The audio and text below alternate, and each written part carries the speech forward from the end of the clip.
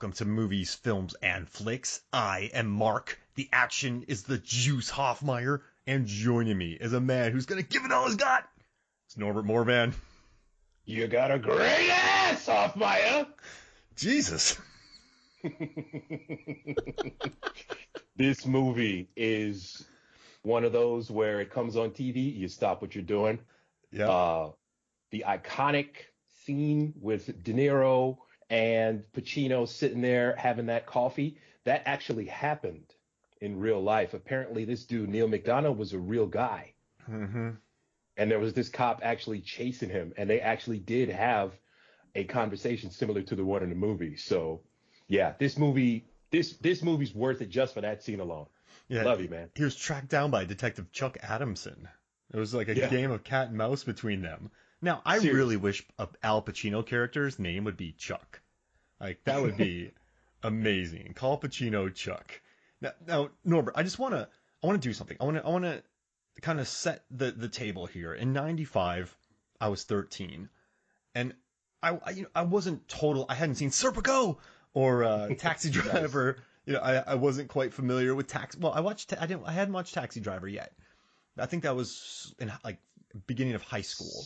So I knew about these two, right? And I was watching Pulp Fiction when I was 12. You know, Bronx Tale. I owned Bronx Tale already on VHS, so I was already a big De Niro guy.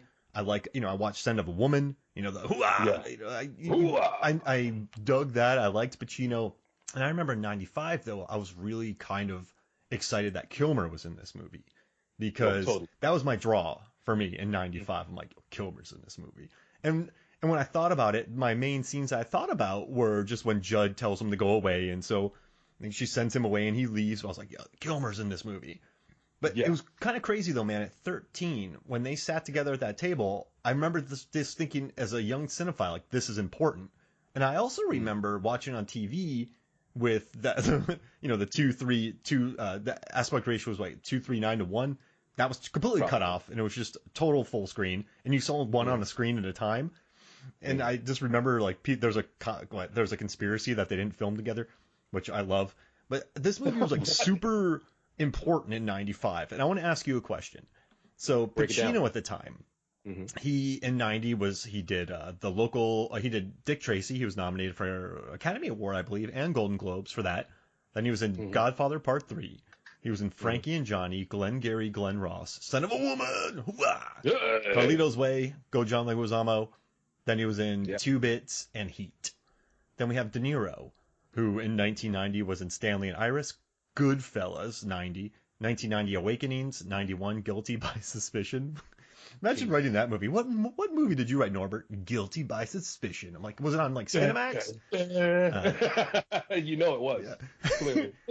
And then 91 he did Backdraft, and then he also did Cape Fear. Then he did Mistress in 92, Night in the City, Mad Dog and Glory, Bill Murray as a bad guy. Beautiful. Yes. 93, This Boy's Life, which I always remember, just terrible dad. A Bronx Tale, wonderful dad. Yes, he was. That's right. Mary Shelley's Frankenstein. Then he did 101 Nights, but then in 95, Casino in Heat. So, pardon my puns here, but both of them had some heat behind them. This wasn't a comeback for either of them by any means during this movie. This movie, the two of them, they had heat. This was a legit pairing of two actors who were on fire at the time. But I want to ask you, Norbert, who wins? Like at the end, the two of these guys, they face off. Vincent and Neil. Oh, I want to call him Chuck, but Vincent and Neil, they square off, and one has to leave. One has to leave that airport.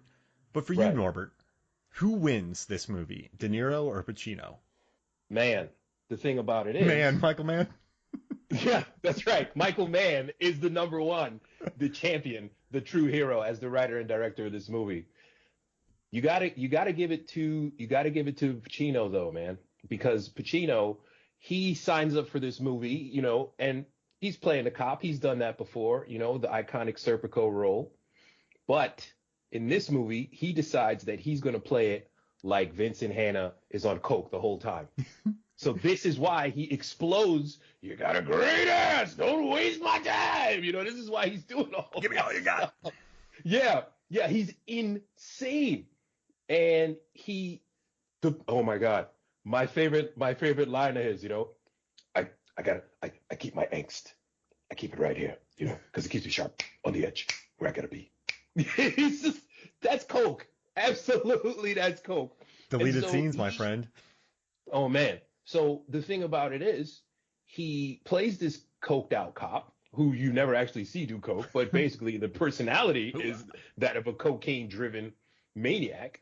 Not Pacino, De Niro's playing De Niro. Yeah. He's cool. Exactly. He's calm. He's collected. He's suave. He's this guy, He's always suspicious. Edie comes up to him in the restaurant. So, what are you doing? What kind of book you reading? Lady, why you want to know what I'm reading? What are you doing? Hey, get out of here over there. Yeah. Hey, get out of here. Bludgeon you with this cappuccino. Yeah, shut up over here. I'm reading a book over here. Get out of here. He's toned down dude from Goodfellas in this movie all the time. He's toned down. He's toned down. But he's not going out of his comfort zone. And this is one of the movies where with Pacino, it strikes you that he's doing all of the loud screaming and going nuts. Because like you said, Scent of a Woman, was that before or after this one? Oh, that was 92. Yeah. Okay. Yeah. Because he beat Denzel and Malcolm X. That's what I always remember it as. Remember? Thank you. Now you just made me angry again because I remember that too. Oh, man. I remember I was 11 and I went, yeah, that's not cool. It's not even the fact that Denzel played Malcolm X. Denzel became Malcolm X. Yeah, exactly. You put a video of Malcolm X next to a video of Denzel as Malcolm X. That's the same guy. It was anyway. Let me stop. So to answer your question, Pacino's the winner. Pacino's the winner. He's starting to incorporate the screaming more into his attitude, and finding out that he thought that the cop was burnt out on coke all the time. It makes now, it's the French kiss. It's perfect, Sid. And I totally agree with you. And I've been listening to podcasts lately that break down this movie, and a lot of people give it to De Niro. But listen, what De Niro is doing, I could never do. He is not sleepwalking in this movie. He understands the role. He understands who he is. He's kind of like a Ronin, leave it 30 seconds. He's Leon in The Professional. He is the classic loner criminal who, like, he's that guy. He lives a life. Yeah. And so I get it. He understands it. It's a wonderful performance. But I watched this movie again, and I wanted to know who wins. Like I don't know why I wanted to think this, but I was like, who? Because this was the draw for this movie, right? This was it. 100%. This was it. And what's funny? The next time I was so excited for a grouping of actors was De Niro, Edward Norton, and Brando in The Score. I remember that's a cool movie. Yeah, that's an underrated movie. But that was big for me. That was huge for me. That was like a big moment. But I'm gonna give it to Pacino because of their scene at the diner.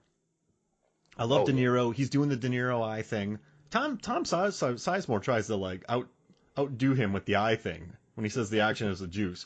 That scene should take 13 seconds, but Sizemore stretches it out to 12 minutes. Just one line reading.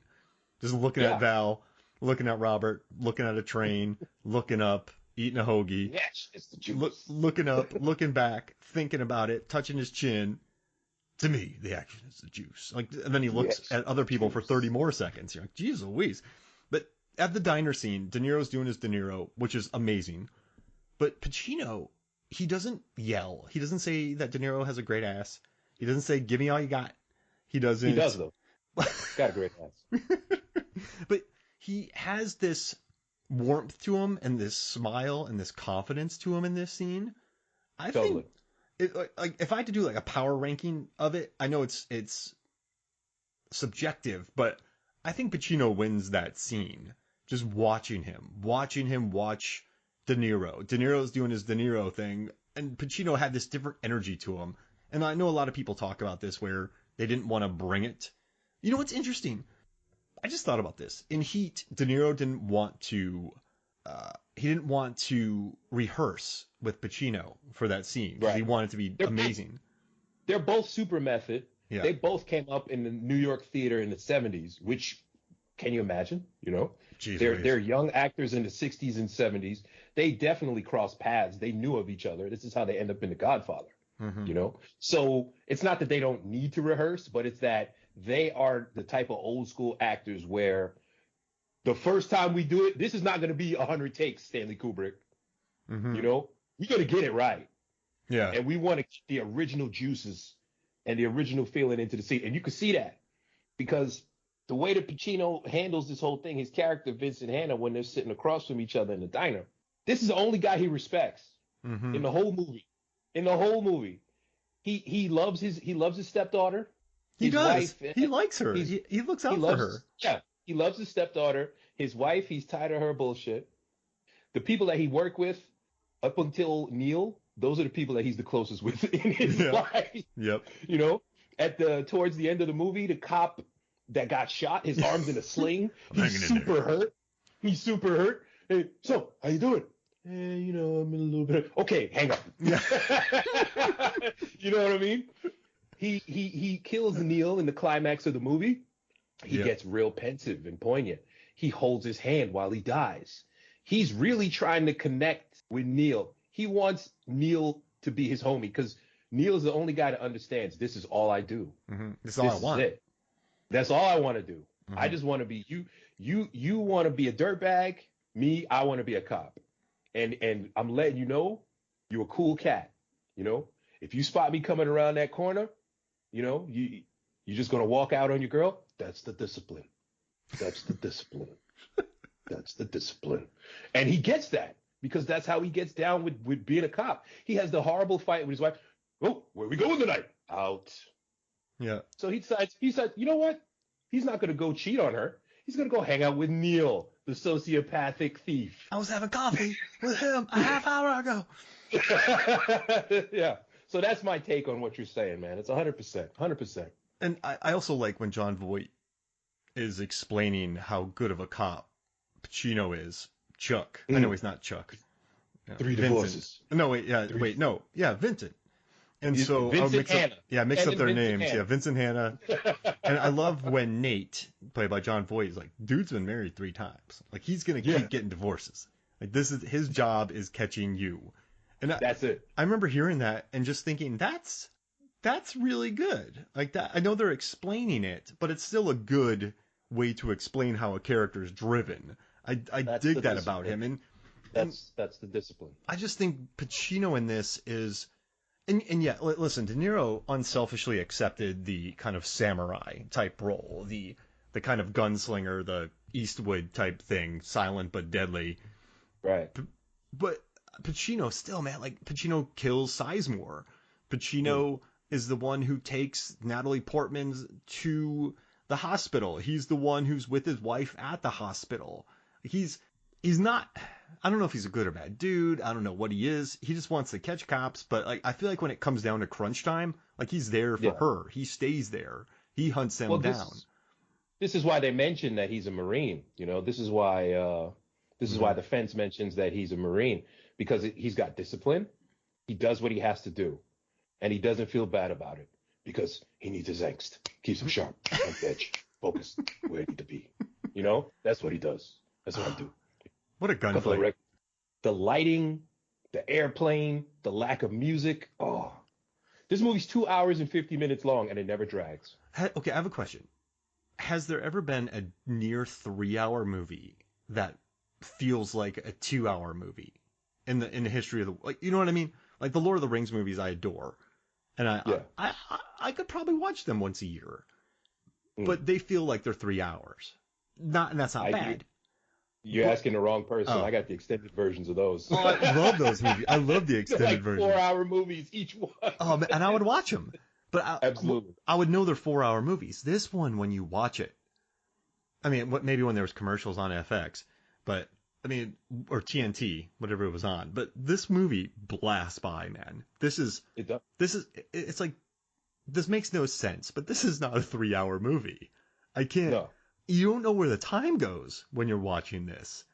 This is why I said to you earlier that it reminds me of Arrested Development, you know, because they have 1 billion characters, and that's one of the reasons why probably the series didn't catch on, because it's a comedy that has no laugh track, and it's just got too many people. So this is why you get the announcer to help you out.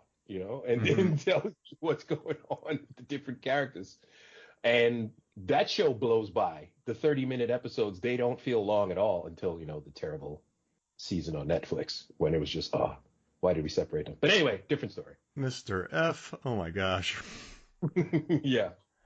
So are you gonna? Oh, wait, you were doing something earlier. Are you gonna do it? Are you gonna give some narration here? So this was my feeling. Yeah, man. For the people who can't keep track, I figure, what if the Arrested Development announcer ended up in Heat? So you see, you see Tom Sizemore. He comes out and then they play a little music, and it's like, Michael Chirito is a family man who commits high-end robberies. Though he's highly paid for his work, action is his reward. And it's like, for me, the action is the juice. You could make a great trailer with that. Oh man. And then they just zoom into the banana stand behind him and just. There's always money in a banana stand. And Fume K's just sitting there watching him. Yeah, totally. How would how would the narrator break down Waingro becoming a serial killer? It's because Waingro is a man who just came out of prison, and though he's a terrible sociopath who probably has multiple murders of prostitutes, he just wants to be everyone's friend. And you can see that because when he's in the car with Michael Chirito at the begining, he's really trying to, hey, how you doing? How's it going? My name's Waingro. Hey, I like to do crime, and crime's fun, and I just want to hang out with you. He's like, yeah, stop talking, Slick. And that really hurts him. It really hurts him. And even in the diner after the heist, when he just basically shoots that guy because, yeah, you feeling froggy? I had to get it on. He was making a move. And he's like, how's the pie? Yeah. He's just trying to be friends the whole time, So Waingro is just a man. He calls everybody brother. Mm-hmm. He wants to be cool, but I'm pretty sure he's a Nazi. Yeah. I'm pretty sure he's a Nazi. He's kind of coded as a Nazi, but he seems like the nicest person in the movie, which disturbs me. You know what he's scary about him? He's one of those really nice guys, but as soon as you step on his foot, you're dead. Yeah. Like there's you always have to be nice to this guy. Like if he's drinking all your beer in the fridge, just let him. If you know what I mean? If he stole your couch, that's his couch. This is it.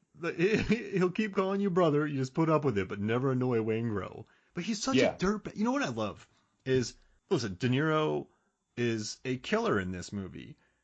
Yeah, Michael is a killer. Chris is a killer. They're all killers. And Chris opens fire on the police in broad daylight, shooting at civilians. They don't care.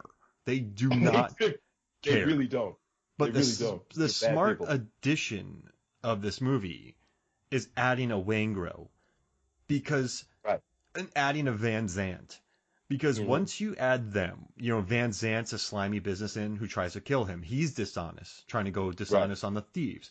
And then you have Waingro, who is a murderer. He like shoots those guards, murders those prostitutes, snitches on people.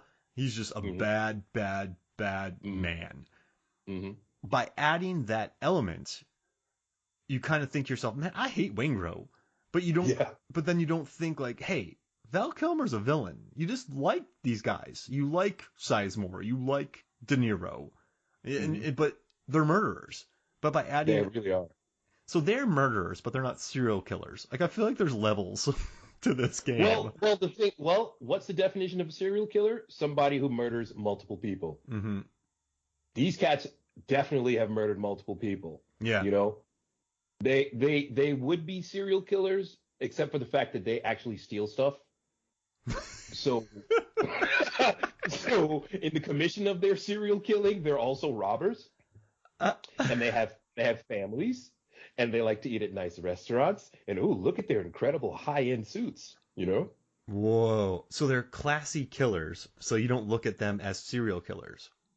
They have committed murders up and down the United States. Yeah, absolutely. There's no question. There's no question, man. And just cold-blooded about it too. They can murder all these people, then go out for a family dinner that you've never seen ever in your life, where everyone's very happy and exchanging stories, and the pasta's great, and the wine's flowing, and everyone seems to be having a great time. 100%, man. Neil McDonough, you see him on the train, and as he's coming up the escalator, suddenly the narrator kicks in. Neil McDonough is a master thief with underworld connections, a loner who has nothing he can't leave behind in 30 seconds if he feels the heat around the corner. He dabbles in mechanical engineering and art students. And he has a fern. That's right. Oh, wait, that's a professional. Another Natalie Portman R-rated messed up performance when she was a child.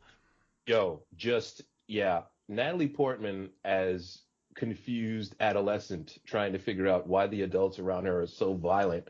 She really had that niche for a little while, man.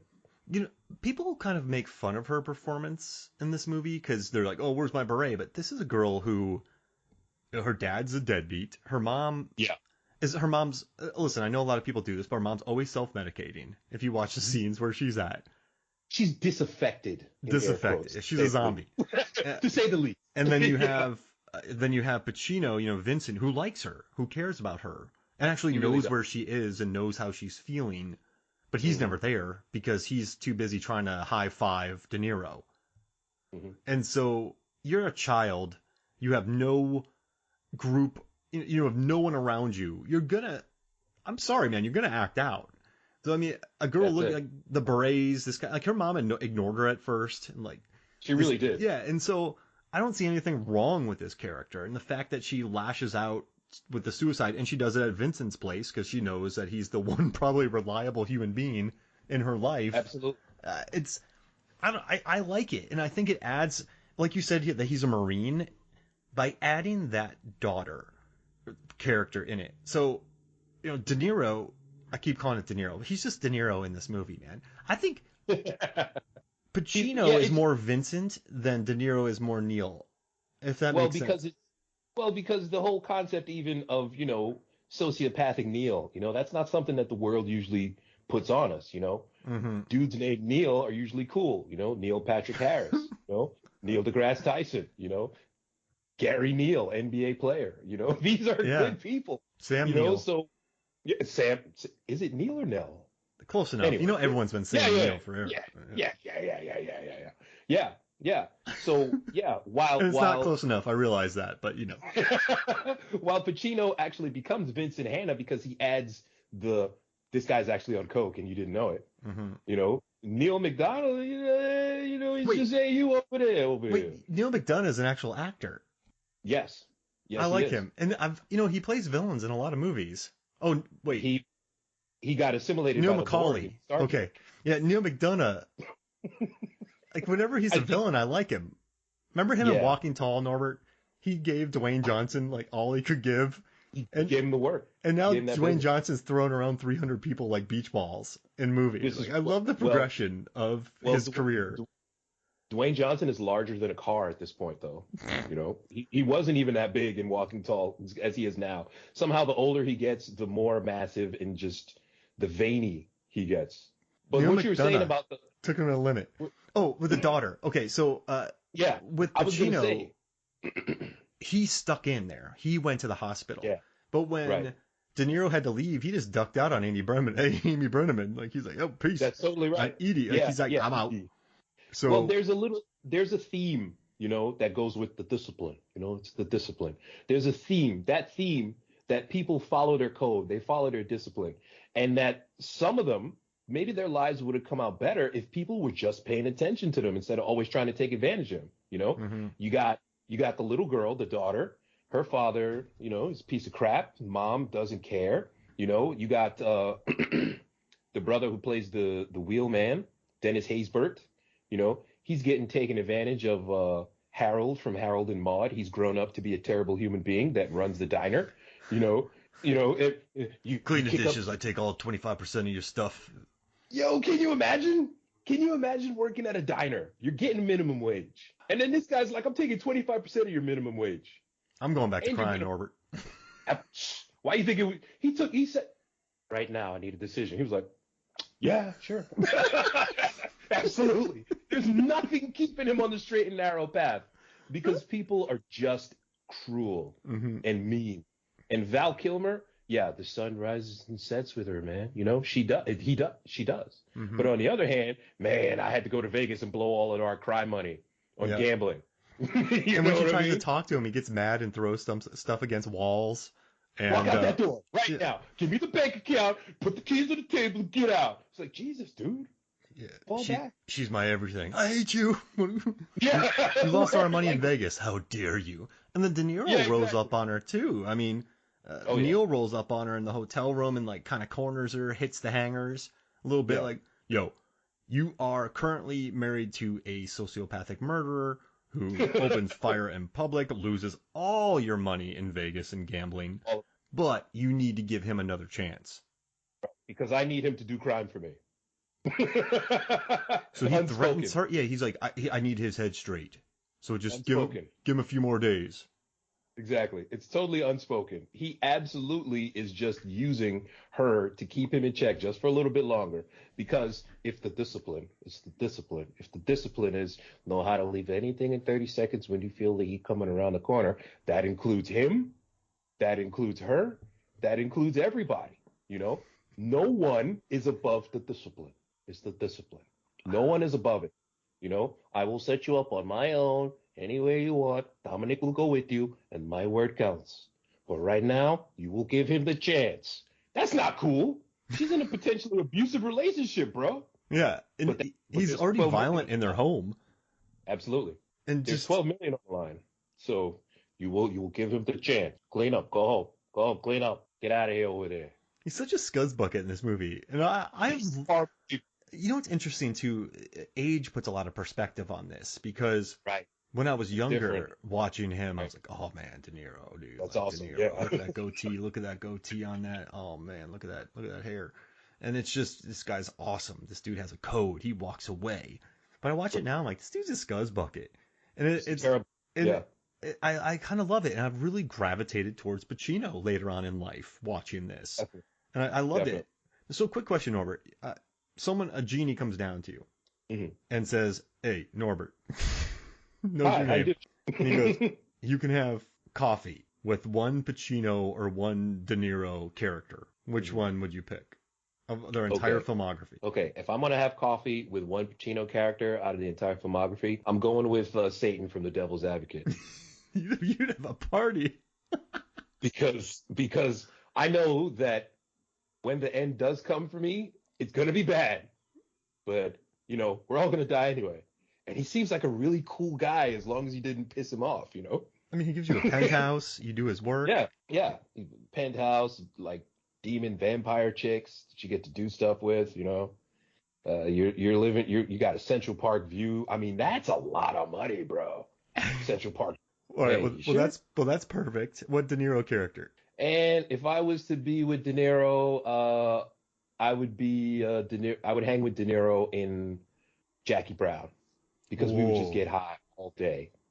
And just lay on the couch? Just get high all day, lay on the couch. I play some Sega. He's like, "That was a good combo, Norbert. That was a good 5-hit combo." When I'm playing Street Fighter with De Niro, we're just smoking weed. You know? Yeah. You know, that was a good move, Norbert. That was a good move. You know, I would have tried that too. You know, next time maybe you should press X a little faster. Over there. Oh, man. Hey, pass me that bong, would you? Why don't you? Oh, that'd be amazing. I would take... Beautiful. The first thing that comes to my head, I'm just going to go with it, is De Niro's character from Bronx Tale. Because imagine the advice he could drop on you. Like, you wouldn't be able to talk, right? And he would get your coffee and just put it down in front of you. Right in front of you. But I feel like all the advice that he gives you would be pretty good advice. Oh, for sure. For sure. Like that was a tough... The Bronx, what was it? The Bronx in the 50s or the 60s when they were kids?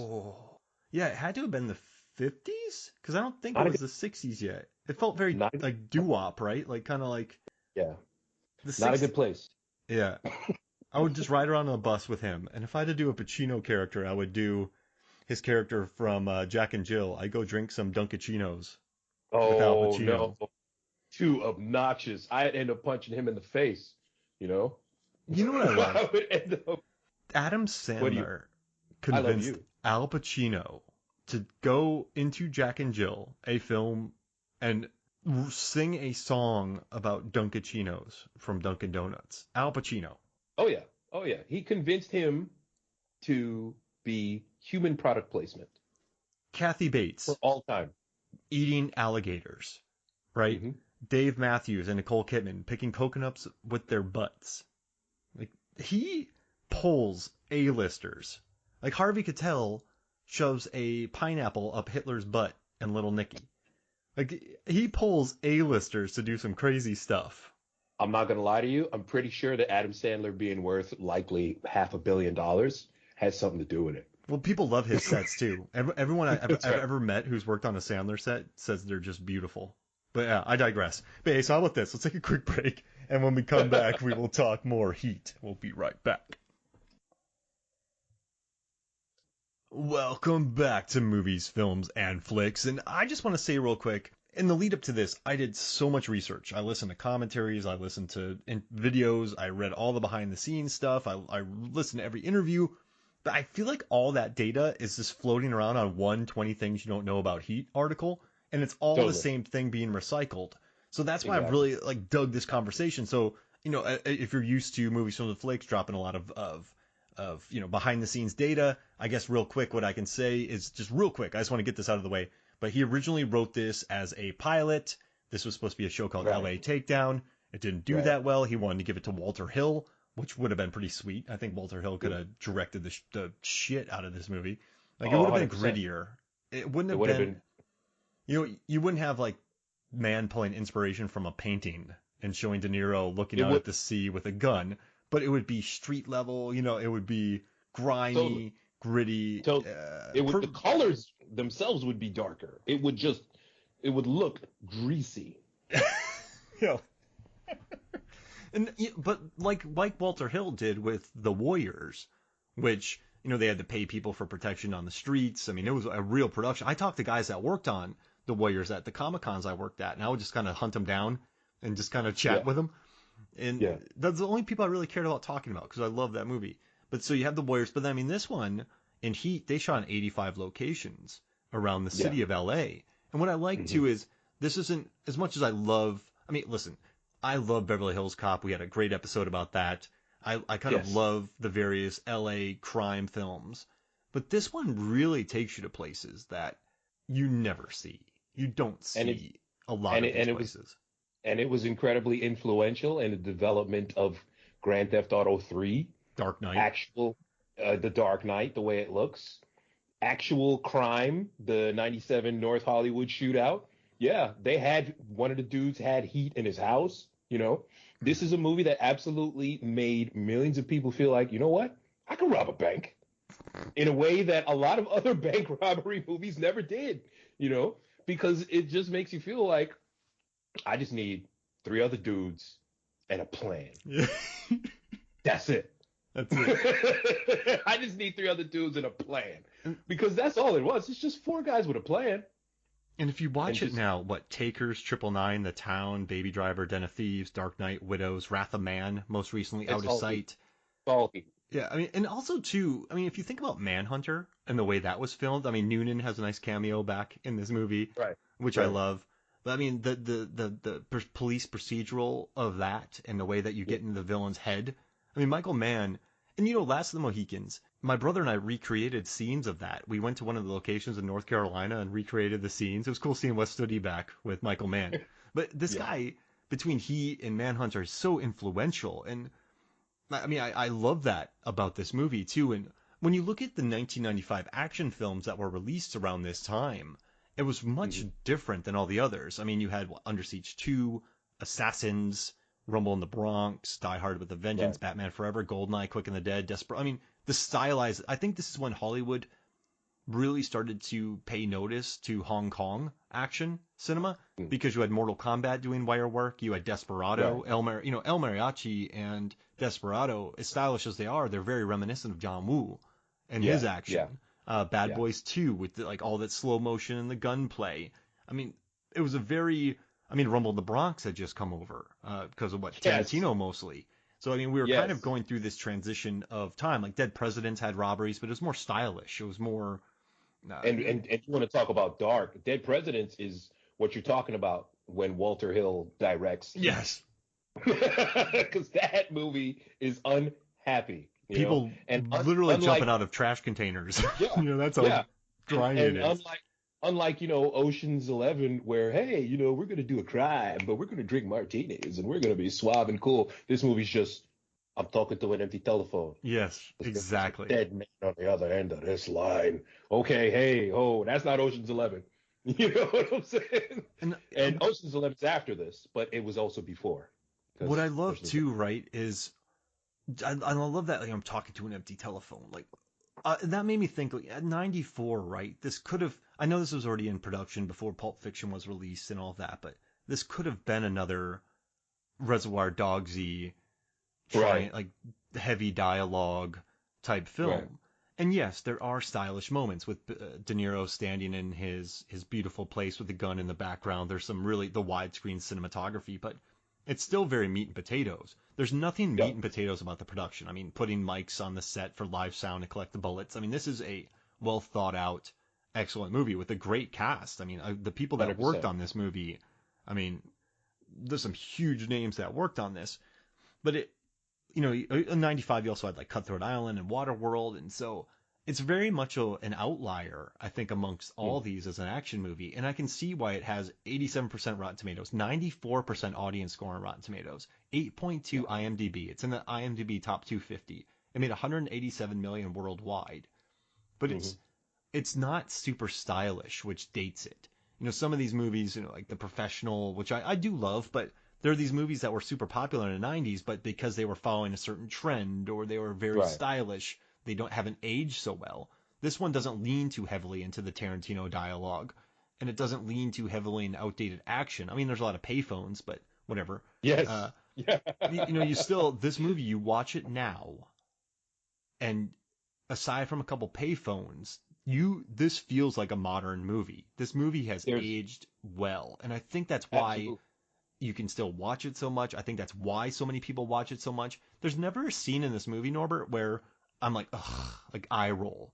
Right.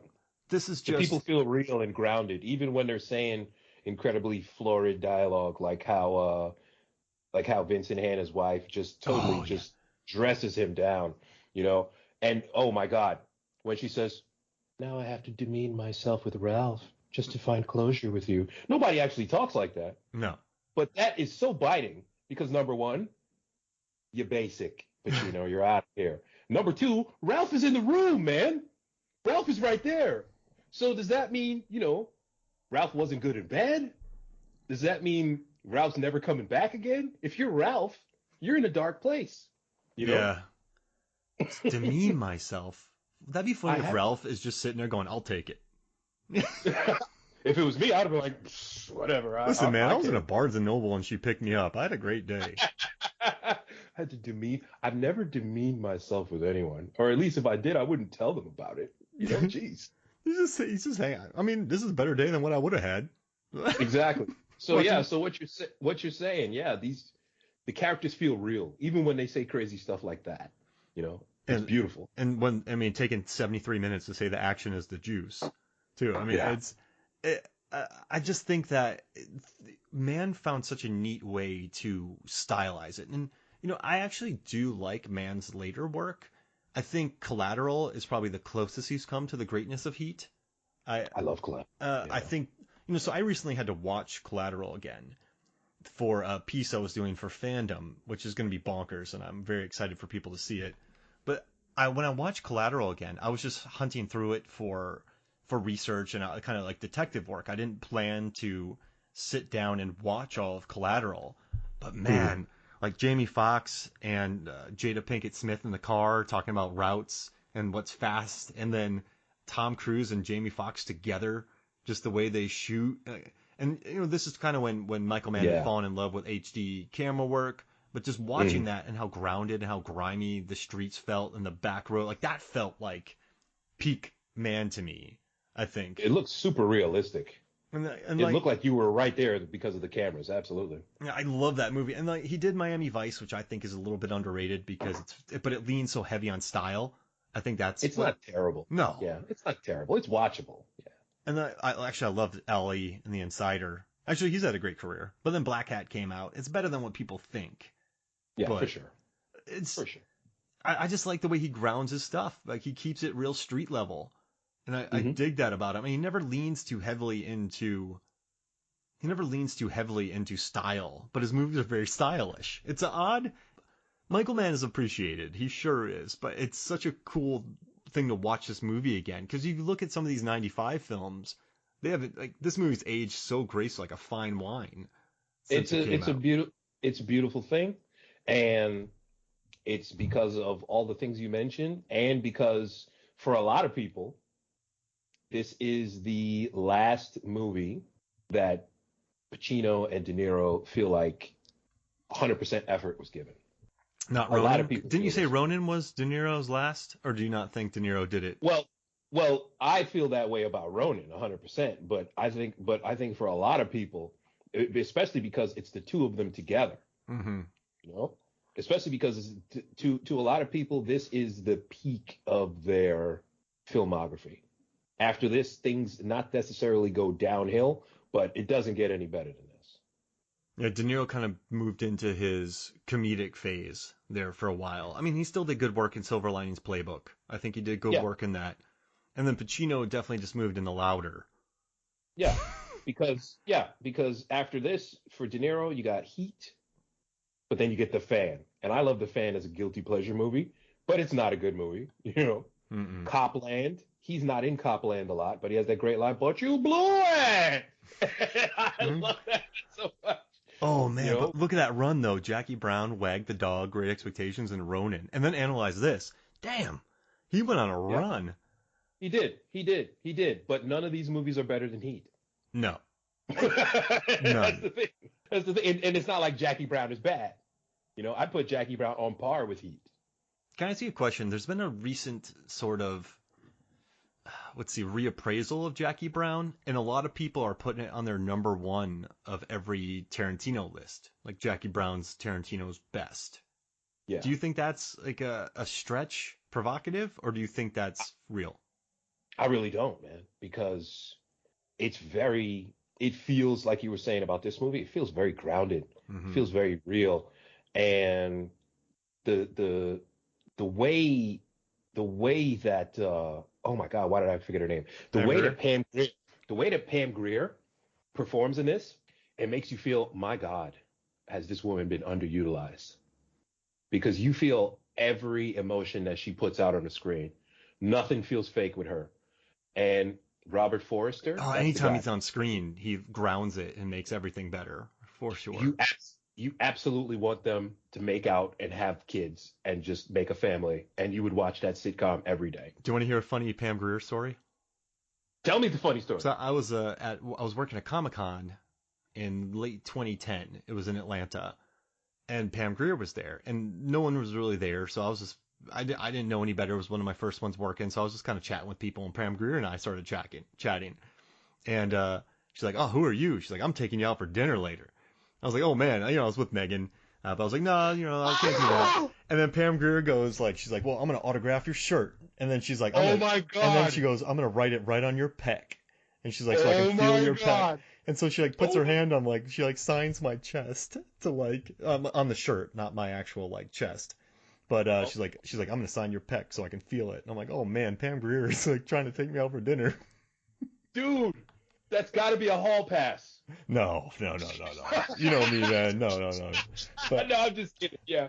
Oh my God, Pam Grier touches me, I pass out. I am gone. But she's like, "I'm gonna write on your pecs," and I was like, "Oh hey, I got pecs. That's awesome." But oh my God, I thought that was a pretty. That's a random Pam Grier story for you. Absolutely. But oh my God, that's great. I look at this list. I'm never going to forget that story. She goes, "I'm going to take you out for dinner." My God, if that's me, I look at please. No. Anyway. No, you're right. I'm a terrible person. That's why I say in the first place. But I just remember that. I was like, my first Comic-Con, I'm like, this is gonna be crazy. And then Pam Grier tries to fill you up. I'm Skype call. I can't talk to you anymore. So you look at Reservoir Dogs, Pulp Fiction, Jackie Brown, The Kill Bills, Death Proof. Yeah, I'm not mad at Jackie Brown being his best movie, and that's not to say that the other one's bad. I could alternate between Inglourious Bastards and Jackie Brown 1 and 2 every day.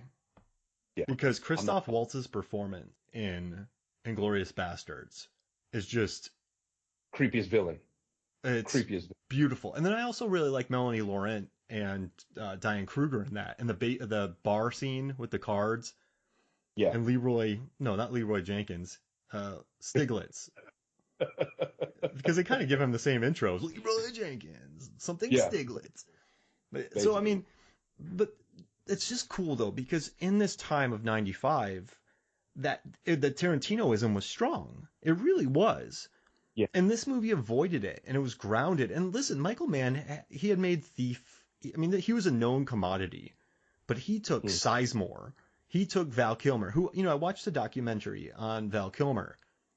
And what I learned about Val Kilmer is that when he feels like directors creatively appreciate him, he will die on set for you. He will get so good with a gun that Marines use this scene to... that they actually teach this. They teach him reloading a clip in this. But on other sets, like Mission to Mars or one of those Mars movies, the Dr. Moreau thing, and no one listened to him, and they just sort of pushed it like Top Secret. They just wanted him. He learned guitar, and they made him fake play guitar. When you were able to, he loved Willow. When you were able to take his input, and this guy would do anything for you on a movie, but it seems like he was at his unhappiest when he wasn't listened to. That's when he became a brat. But that's cool. But then you also got to know that about Kilmer. Like he hates Batman Forever because anybody could have been Batman. Like he loves Heat. Like he loves these kind of movies. Like I don't know. But Michael Mann was able to take Tom Sizemore, right? He fired Michael Madsen, I heard, but I can't substantiate that. But De Niro, Pacino, Michael T.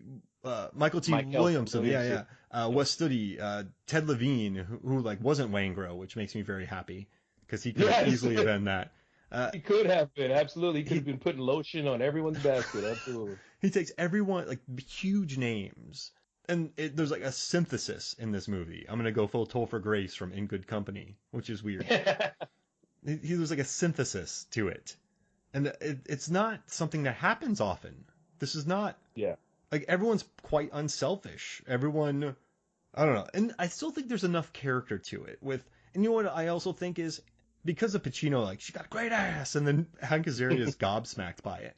There's a personality to this movie that makes it really endearing. It's not a boring crime drama. There's some personality to this movie. This is because, Miami Vice changed TV, man. Oh, yeah, it did. And he was one of the producers of it, okay? And Crockett and Tubbs, they could be more stereotypical than they were, but they weren't. They were still kind of grounded, and they brought such swag to TV that was unlike anything that you had seen before, You had all of these police procedurals on at the time. You had Heart to Heart, Magnum PI, the A-Team, where somehow in 1,000 explosions, no one ever dies. You know what I mean? These guys were on the greasy streets of Miami getting it done. And you always felt like it was real. You always felt like it was something that probably actually happened. That probably actually happened. 100%. Yeah. So you bring Miami Vice into Heat, the vibe of Miami Vice, you bring it into Heat, and you move it from Miami to LA. And this is why you get this movie this movie's never going to be out of date, even with all of the retro stuff in it, the compact computers, the payphones. They're not using beepers. So they're just using payphones because no tracking, no tracing. He sleeps with Edie, wakes up in the morning, leaves her water, but it's wrapped in tissue so that he doesn't leave any fingerprints on the glass. Yes. You know what I mean? Yeah. Those little character moments. Yeah. Vince, you know what I'm saying? Neil is never off his game. And you remember how mad he is when Waingro escapes? Oh man. That came back to bite them in the ass. So great, man. Chekhov's gun, except with people. They didn't take Waingro. You know what I mean? They didn't take care of Waingro. and they didn't take care of Van Zant, and it all wraps up in the end. And then he has to stick to the discipline. And he gets to look Edie in the eye, and he's like, nope, 30 seconds. Bye. Yeah. It was brilliant. I mean, he brilliant. sticks to his code. Character-driven stuff, man. Yeah. It's character-driven stuff, man. It's not just set pieces, you know? That's why this movie is always going to be great. That's a great. I love that you say that too, because when some action movies you think about, you're like character beats, boring, action scene. Right. But this one, there's a lot of characters, man. There's a lot of police work. But it's okay. There's a lot of You know what I love? All right, real quick before we put together something fun, we got to do this real quick. But my favorite moments in this movie is not the shootout. Is not Pacino getting really paranoid while drinking coffee next to Amy Brenneman. It's not Hank Azaria's look when Pacino's yelling at him. But it's the heist that they're being scouted. They're on a heist. They're gonna do a robbery. But a SWAT guy bumps against the truck, and you see a completely centered shot of De Niro listening.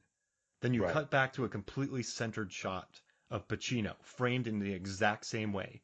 Go back to De Niro, go back to Pacino. That doesn't happen much in the movie, but that right there, and then the night vision of De Niro, watch those two actors. Like, De Niro is listening.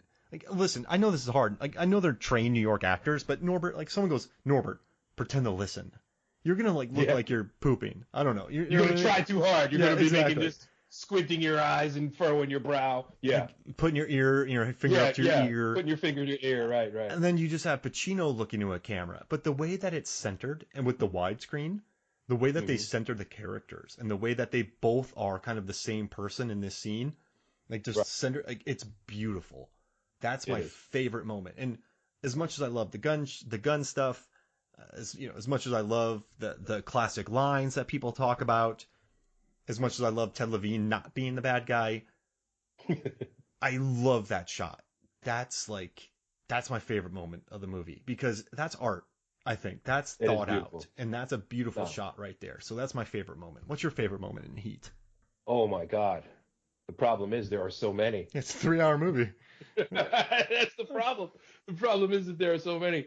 But my favorite moment in the movie, because it's just so random, is Tone Loc coming out of nowhere to be the guy that gives the key piece of information. Michael Chirito. I was like, why is Tone Loc in this movie? I hadn't seen Tone Loc since Wild Day. And Ace Ventura. That song? Yeah, that song, you couldn't get away from it. And then I never heard from Tone Loc again. And suddenly he's in this incredibly high-end movie with a ton of extras. Chirito. Yeah. That's a tiny scene, but that club was packed with people. Was. And I love that guy. Like, man, I got a substance addiction problem. Yeah. That guy died, man. That guy died. But even his character got a great line, Norbert. He did. He had a heart attack at age 54. Oh. And he was married to Dee Barnes, who Dr. Dre assaulted. Oh, geez. And he's also all over Snoop's Doggy Style. Yeah, this is W Balls. That's him. Oh, don't you know I got a substance abuse problem? Oh man, I love that. Give me all you got. Have some empathy, brother. But like, it's moments like that. There's main characters, supporting characters, and then just complete day players on this. And the day players, like Tom Noonan talking about the internet, of course. But in '95, hackers, the net. Yeah. I mean, everyone was GoldenEye. The internet was everywhere in '95, but he didn't even have to say it. He's like, it's just out there. You can. This is it. Yeah. And you know that because it's '95, nobody's got a VPN. What do you mean computer virus? So if you have your 56K dial-up modem, you really could just grab things out of the air if you know where to look for. You're on alt.fence.net or whatever, or alt.bankplans.net. It's probably just like all of them there. I love it. But yeah, that shot, that's my favorite moment of the movie right there. And what was the song in that scene? Because I love that. I forgot to look it up. That's such a cool song during the club scene.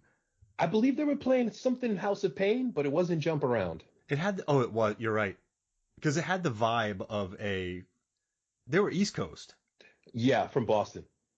You know, They're from Boston. music like around that time, the East Coast had such a different sound, like more what not aggressive, but like It what you get it was a lot of sampling.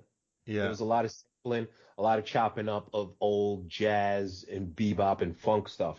So there was always a melody, there's a rhythm, there's a groove, and this is what happened. And I think they had DJ Muggs, who also was doing stuff for Ice Cube, I believe. Nice. So this is where you get that thump.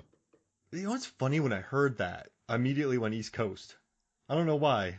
Oh yeah, Well, I'm glad. it's definitely vibe. I'm glad you told. All right, cool. All right, so hey, one final thing. I just thought it'd be fun. We're not gonna do like a draft this time, and then that you vote on movies, films, and flicks on Facebook. But I figured it'd be fun to just put together a thieving crew. So Yes. you picked your favorite movie thieves. I picked I don't know if I picked my favorite movie thieves. I just put together a crew I would love to see in a movie thieving stuff. Yeah. So I put together a crew that will get the job done. all right, let's hear it. Okay. Let's hear it. Break it down. Here's what you need. According to Heat, you got 4 or 5 people at least. You need a wheelman. You need somebody who's the boss. You need explosives, demolitions dude. You need action junkie, and you need a tech guy. And the action junkie tech guy was Chirito. Okay, so you're doing. How many are you gonna do? I've got 5, but I've got 1 extra. Okay, because I have 6. Okay, We're, so I've got we're a 6, huge so crew, but also Trejo can't make it, and Trejo dies, and they have to go get Haysbert, who dies. You know, maybe if they had Trejo, they could have lived. So it's a hard life being a wheelman. With Anna, they killed Anna. I can't feel nothing. Yeah, know how to leave anything in 30 seconds, brother. You see, that's why. That's the discipline. That's the discipline.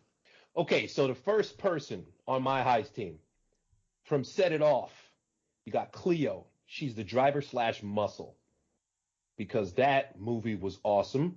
And number 2, Cleo, she will give you that work. Yeah, she will. And she definitely knows how to handle that car. Latifah is a boss. You could see her now, I think, in the Equalizer TV show. She's just handling business. Crushing it. That's a good pick, man. You want her in your crew. She's a boss. Yeah. She's a boss. I love it. She's loyal, and she knows how to handle that tool, and she will get you out of a situation. Heck yeah. All right? Okay. Number 2, from Cliffhanger, Eric Quaylen. We need insulin. We need insulin, you bastards. You bastards. He's the Eurotrash master planner. He knows who he needs to work with. He knows how to get in and out. The guy engineered a robbery at 30,000 feet, for God's sake. I want him to make my plan. I want Quaylen and Cleo, the series. Can you imagine? Cleo, would you like to have a snack? Yo, I don't know what you're talking about, son. Yo, let's get this done. I agree, Cleo. You know, that's racist. I'm sorry. Anyway, okay.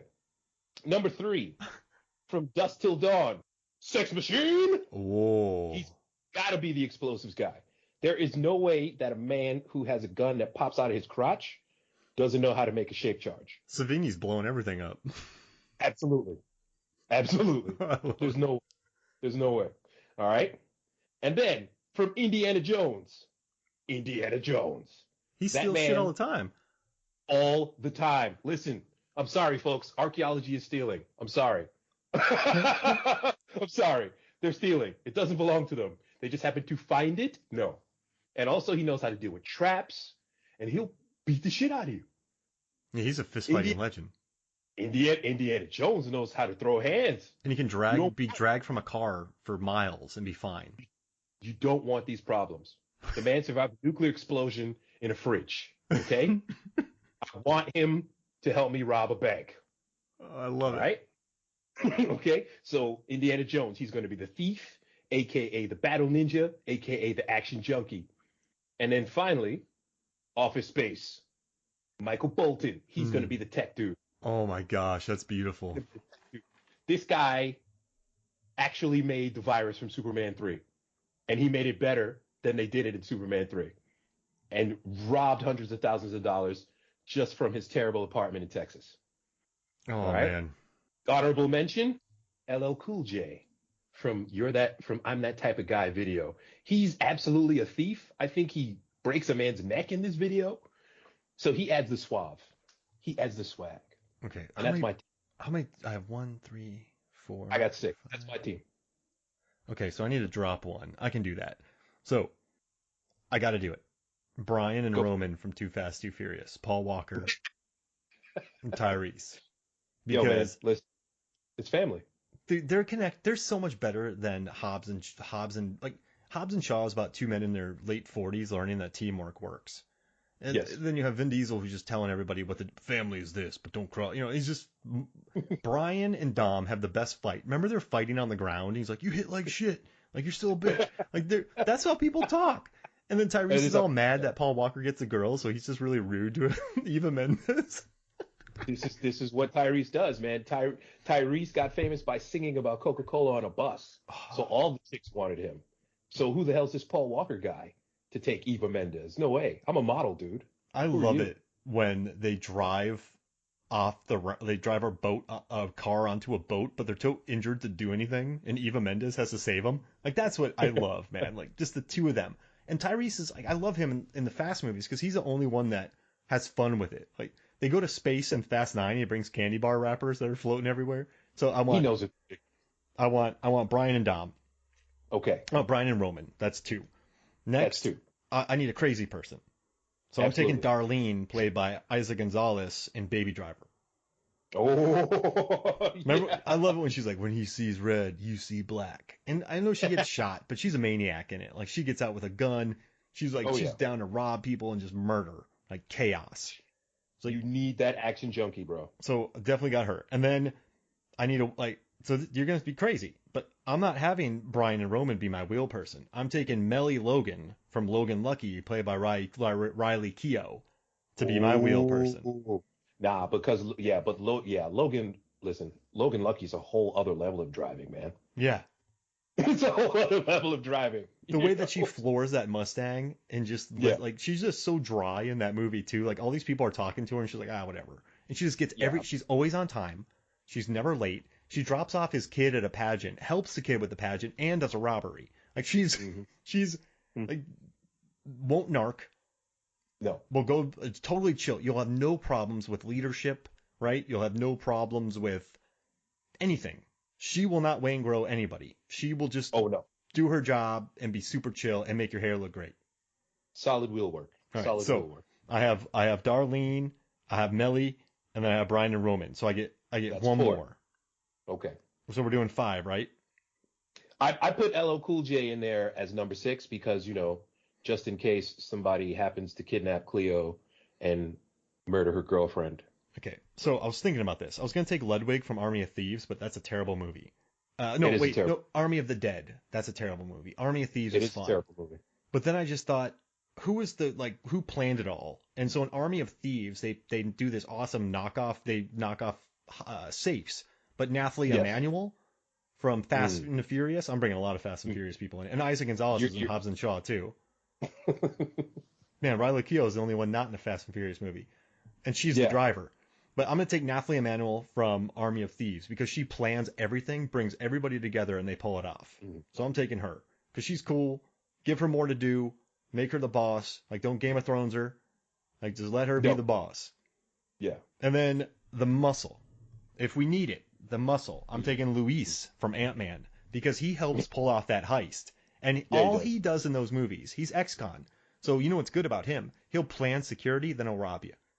That's it. And he does nothing but one-punch KO people in those movies. And imagine him doing his stories where Brian and Roman, Nathalie Emmanuel, Riley Keough, and Isa Gonzalez are recreating his narration. That would be beautiful. That's a long exposition dump that he gives you, but it'll be entertaining as hell. So that's I figured pick a fun crew, but I would love to watch this movie. Like Paul Walker, Tyrese, Riley Keough. Your movie would be awesome. My movie would be better. There, I've said it. Oh man, you got Indiana Jones and John Lithgow and Queen Latifah. He's a thief, man. Indiana Jones is a thief, and he knows how to circumvent traps. Circumvent.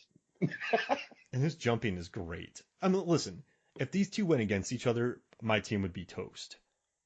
My movie, well, you've got the better driver. Yeah. I just love Riley Keough in that movie because she's so chill. Like hey, can you go do this? Yeah, I got you. Like just float, like just cruising, and she's like perfectly on time too. I love it. Like that's a different. I just like that. I picked 4 characters from that have been featured in Fast and Furious movies, and I made Riley Keough the driver. Yeah, Fast and Furious is not my vibe, man. I've tried and I can't. I went to Universal Studios. I was on the ride. I was sprayed with water. Greatest franchise ever. Dead serious. I can't do it. And you got Justin Lin directing. You got Sung Kang. He's awesome. I can't do it, man. I can't do it. I've tried. Well, I don't know why. It should appeal to me. It's completely batshit. And it knows what it is. It's got the crazy driving. You're right. It's self-aware. It's cheeky, but I just can't. If I gotta go with a Vin Diesel franchise, I'm going with Riddick, man. I like all of those movies. Yeah, I actually bought Pitch Black to talk about it on the pod, and I still haven't done it. Pitch Black is unreal. I have the Blu-ray around here somewhere. And he's such a nerd. That's why the second one is so like Lord of the Ringsy. And then he does Last Witch Hunter, which I love. I don't care. I love Last Witch Hunter. I don't give a crap. But yeah, this is fun, man. And also, thanks for letting me talk about Heat. Thanks for letting me talk about Fast and Furious, all these different characters. No problem. This was good. Any final thoughts about Heat? Michael Chirito. You gave it all you got, man. I appreciate it.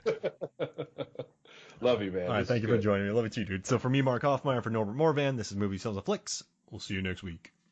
Great